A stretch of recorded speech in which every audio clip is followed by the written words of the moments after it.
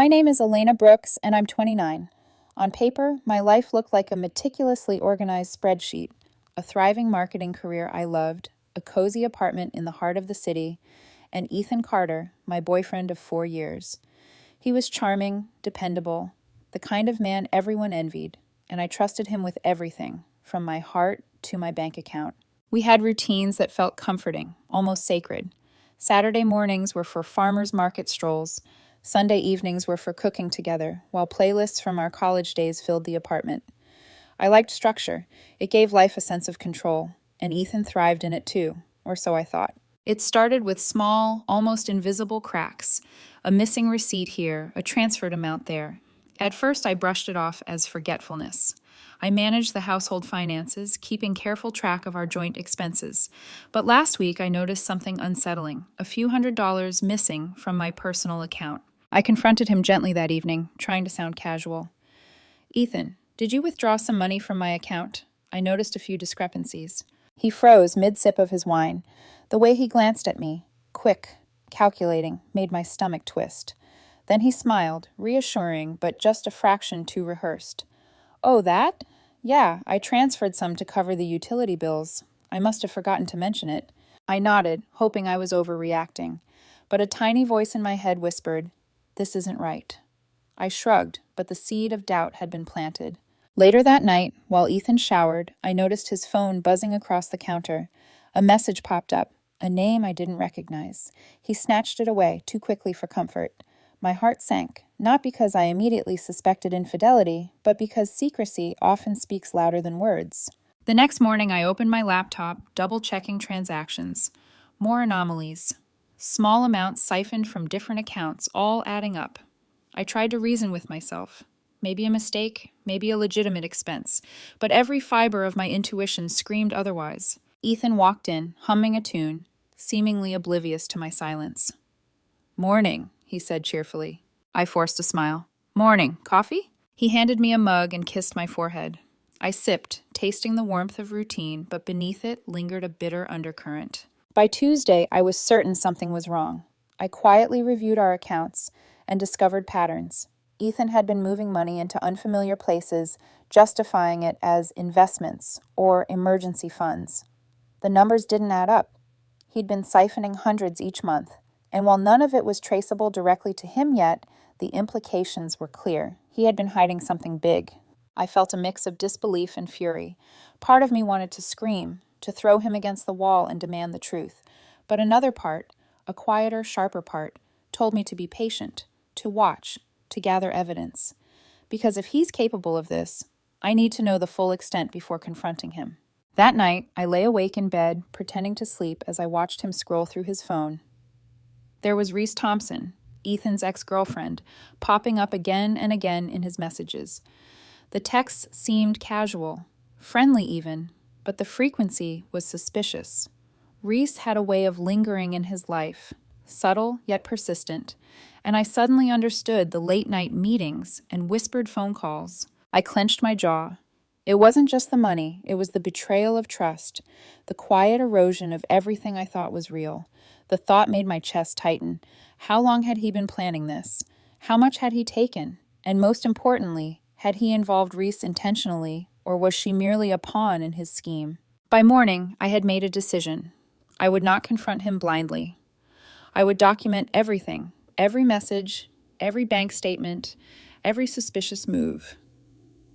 I would face him armed with facts, because confronting a lie without evidence is just an invitation to gaslighting, and I refused to let that happen. I caught him that evening in the kitchen, casually explaining away a missing check as a banking error. I smiled, outwardly calm, but inwardly my mind was racing. "I see through you, Ethan. I know there's more, and I'll find it." He kissed my cheek before leaving for a late meeting. Alone, I opened my laptop and started compiling screenshots of every message and transaction, noting patterns, timestamps, and inconsistencies. I could feel the adrenaline, the fear, and the sorrow intertwining. A cocktail of emotions I wasn't prepared for, but couldn't ignore. The perfect life I had built, careful, measured, stable, was fracturing. And somewhere beneath the fear, a small, fierce part of me whispered, "This is only the beginning. Whatever he's hiding, I will uncover it. I didn't know then that the financial deception was only the tip of the iceberg, that Reese's manipulations were woven deeper into our lives than I ever imagined. But I felt it, the tension in the air, the first tremor of betrayal that would eventually shake everything I trusted. By the middle of the week, I had transformed from the trusting girlfriend into something I hardly recognized. A private investigator in heels, armed with spreadsheets, screenshots, and mounting suspicion. Every notification on my phone made my heart leap and my stomach knot. I knew Ethan was hiding more than just a few withdrawals. I just didn't know how deep it went. It started innocently enough. I noticed Reese Thompson's name popping up frequently in Ethan's messages. At first glance, they seemed banal, work-related, casual check-ins, but there was a rhythm, a subtle intimacy in their communication. She'd ask about investments, casually inquire whether he had sorted out the finances, and, disturbingly, she always knew the right timing to reach him late at night. I froze the first time I read one aloud to myself. "Hey, Ethan, did you handle that transfer I suggested? Let me know if you need help." Help? Was she advising him to divert my money? I scrolled through dozens of messages. Patterns emerged. Reese always nudged. Ethan always replied defensively or vaguely. And every time I confronted him, even gently, he deflected or explained it away with the same rehearsed calm. That night, I tried a psychological test. While he thought I was asleep, I watched as he checked his phone. He jumped slightly when I shifted in bed. I didn't say anything, but inside I was calculating, strategizing, mentally documenting every gesture, every flicker of guilt. He was nervous, yes, but was he scared of being caught or afraid of losing control? The financial irregularities weren't minor anymore. Hundreds of dollars here, thousands there. Transfers I hadn't authorized, withdrawals that made no sense. My heart raced as I realized the full picture. Ethan wasn't just hiding small mistakes. He was siphoning significant amounts, possibly with Reese's guidance. I decided to investigate discreetly. I accessed my own banking records, cross-referencing dates, amounts, and recipients. Everything pointed to one uncomfortable truth. Ethan had been orchestrating this for months, quietly and methodically, while keeping up appearances. The warmth in his smiles, the late-night kisses, they had been a mask. That Friday, I confronted him, but not with accusations, only questions, measured and calm. "Ethan, can we go over the finances? There are patterns I don't understand." He smiled that practiced smile, one that had always disarmed me before. "Sure, love. Mistakes happen. Let's check together." But his hand shook slightly as he opened his laptop. He didn't notice, or perhaps he hoped I wouldn't. I studied his reaction. Quick glances, hesitation, a flicker of defensiveness. Every instinct screamed at me. He was lying. Then the messages came into sharper focus. Reese's texts weren't merely friendly, they were manipulative. She'd carefully suggest where to divert money, how to phrase it, and even when to lie to avoid suspicion. I realized with horror that Ethan wasn't acting alone. Reese had become an accomplice, maybe even the mastermind behind some of the transfers. I felt betrayed, humiliated, and enraged all at once. Part of me wanted to confront Reese directly, demand the truth, but another part, calculating, strategic, warned against it. I had to gather irrefutable evidence first. That night, I created a folder on my laptop titled Truth. Screenshots, transaction histories, and Reese's messages went in one by one. I documented timestamps, amounts, and context. Every innocuous seeming emoji now felt like a warning. Every casual, "help me with this," was a trap, a manipulation, a thread leading to a larger web of deceit. By Sunday, I could no longer pretend. I cornered Ethan at the kitchen table, laying out the evidence without commentary, letting the numbers speak for themselves. He froze, pale and silent.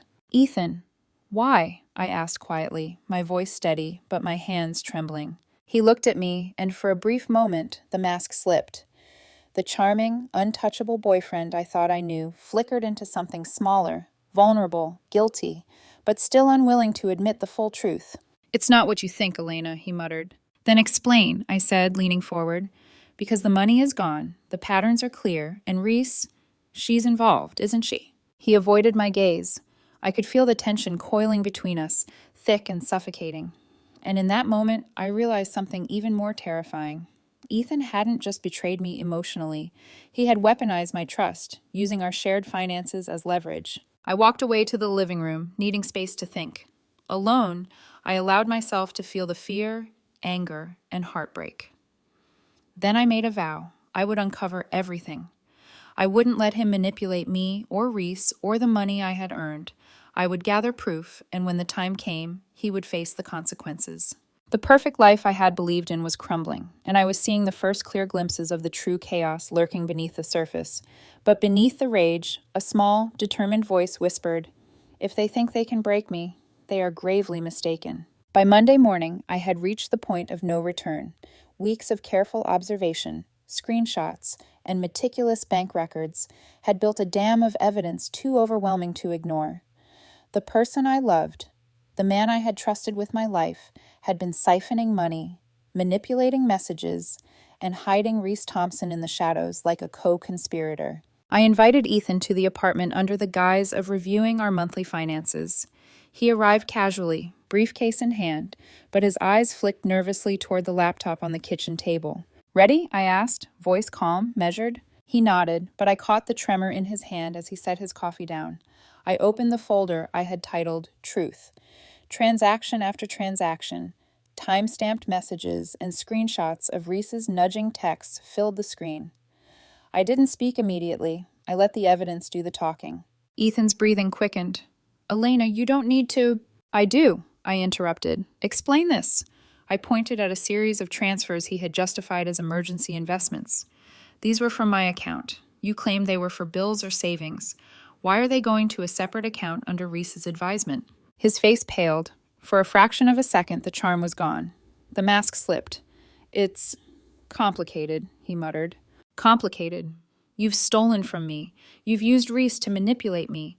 This isn't complicated. It's betrayal. I trusted you, Ethan. I gave you everything." He flinched, as if the words themselves could physically wound him. I didn't think you'd notice," he admitted, voice barely above a whisper. "Didn't think I'd notice?" My hands shook, fury and heartbreak battling for dominance. "Ethan, this isn't just numbers on a spreadsheet. This is my life, my trust, my security, and you gambled it away." For the first time, Reese's manipulations became painfully clear. Ethan had been balancing her influence with mine, hiding the truth behind charming smiles, casual touches, and rehearsed explanations. He hadn't just betrayed me financially. He had weaponized our emotional bond. I wanted to fix it," he said, his voice breaking, "but I didn't know how to tell you. I didn't want to lose you." "You didn't lose me," I said sharply, "because you were never completely honest, and now you're facing the consequences of your choices." I pushed the laptop closer, scrolling through the threads of Reese's messages. "Look at this. She's been guiding you, suggesting moves, timing things, manipulating both of us. How long have you been letting her control us?" He faltered. "Months. Months of deception, Ethan. Months of lies," I cut in, voice rising with anger and disbelief. "You've been living a double life while expecting me to stay blind, loyal, and trusting. I can't even begin to describe how deep the betrayal cuts." I realized then that my anger was laced with grief.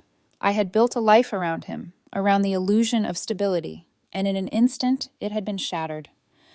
The emotional fracture mirrored the financial one. Trust, like money, could be transferred, stolen, and manipulated. He tried to reach for my hand. I stepped back, furious. "Don't! I won't let you manipulate me anymore." Silence stretched between us, thick and suffocating. Then, in a quiet, trembling voice, he admitted the full extent of his deception. Months of unauthorized withdrawals, all suggested or facilitated by Reese. Small amounts at first, then larger sums as he grew bolder, always rationalizing it as temporary or reinvested. I let it sink in. Every moment we had shared, every casual dinner, every weekend plan, it had been underlined by a lie. He had been playing two sides, trusting neither fully. And Reese, she had been a silent architect of the betrayal, feeding him strategies while keeping herself untouchable. I took a deep breath, my heart pounding. The anger was now tempered with clarity. This wasn't just about money. It was about control, manipulation, and the deliberate violation of trust. I realized I needed a plan, and I needed it to be airtight. "You're going to pay for this," I said quietly, the words heavy with conviction. "Not just with money, Ethan, but with accountability. I'm going to protect myself, and I'm going to make sure Reese can't manipulate anyone else the way she manipulated you and us." He looked at me, shame and fear warring on his face. He knew finally that the woman he had underestimated was no longer just the trusting girlfriend. I had transformed into someone who would fight for justice, for truth, and for my own dignity. That night, I began securing our finances, freezing accounts, and documenting every transaction in legal detail. I was preparing not just to confront the aftermath, but to reclaim control over my life. The perfect life I had believed in was gone, but I could rebuild it, stronger, wiser, and untouchable. And somewhere beneath the grief, fear, and rage, a quiet resolve grew. They underestimated me, but I will not be underestimated again. 2 weeks after the confrontation, the apartment felt emptier than ever. Boxes lined the corners, echoing the quiet of a life in transition. I had moved into a smaller place nearby, a sanctuary of my own making, free of deceit, manipulation, and false smiles. Ethan was gone. His attempts at apology had been half-hearted, hollow echoes of the man I once trusted. Reese had vanished from my life too, her carefully orchestrated manipulations unraveling as I exposed the evidence of her involvement. Socially, professionally, privately, her influence over me was severed. The financial fallout was considerable, but I had prepared meticulously. Bank accounts were frozen, funds secured, and legal counsel consulted. I wasn't just recovering money.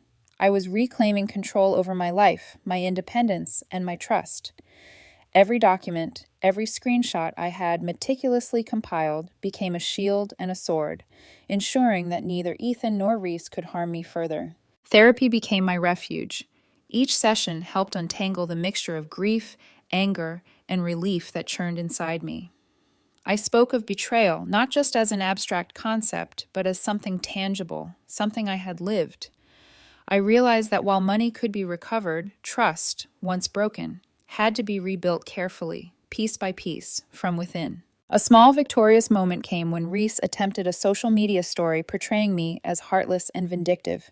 It backfired spectacularly. Mutual friends, aware of the financial evidence and the manipulation, publicly supported me. Reese's credibility crumbled. Her carefully curated image of charm and control was shattered. She deleted her accounts within hours. Ethan, on the other hand, faced his own reckoning. Friends and colleagues who had been privy to fragments of the story slowly distanced themselves.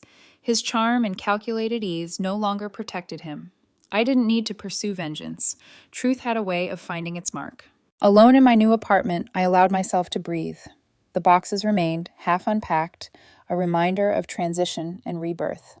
I poured a glass of wine, sat on the balcony, and watched the city lights blur in the evening haze. I felt the weight of the past weeks, of betrayal and heartbreak, lift just slightly, replaced by clarity and resolve. And yet, a small, wry part of me couldn't help but smirk at the irony. The man I once thought perfect had been undone by his own lies, aided by a woman who underestimated me. Their miscalculations had become my liberation. I reflected on the lessons, carved into memory. Trust is precious, deception is always traceable, and intuition is a force to respect. The heartbreak had been real, the betrayal deep, but so was my resilience. I was no longer the woman who would be quietly deceived, who would accept charm over honesty. In the weeks that followed, I allowed myself small joys, quiet dinners alone, spontaneous city walks, conversations with friends who had stood by me. Slowly, life regained color, vibrancy, and rhythm. I was cautious, yes, but stronger, aware of the fragility of trust, yet unafraid to invest it wisely. One afternoon, an unexpected message arrived from a stranger, a woman claiming to be Reese's former confidant, warning me of other schemes Reese had attempted elsewhere. I smiled faintly, forwarding the tips to my lawyer. I was no longer just surviving. I was strategically ensuring the safety and integrity of my future. By the time the month ended, the dust had settled. My new apartment was quiet, orderly, a sanctuary untouched by lies or manipulation. Ethan and Reese were mere memories, cautionary tales in the story of my life. And as I locked the door behind me each evening, I felt a profound sense of peace. The chaos had passed, the betrayal had been met with strategy, and I had emerged intact. In the mirror, I saw a woman shaped not just by love and routine, but by fire and resilience. I had faced deception, heartbreak, and greed, and I had won. The past would always be there, a scar and a lesson, but it no longer dictated the present. The city stretched before me, endless and unknowable, and for the first time in months, I was ready to step forward, unafraid, unbroken, and in full control of my story.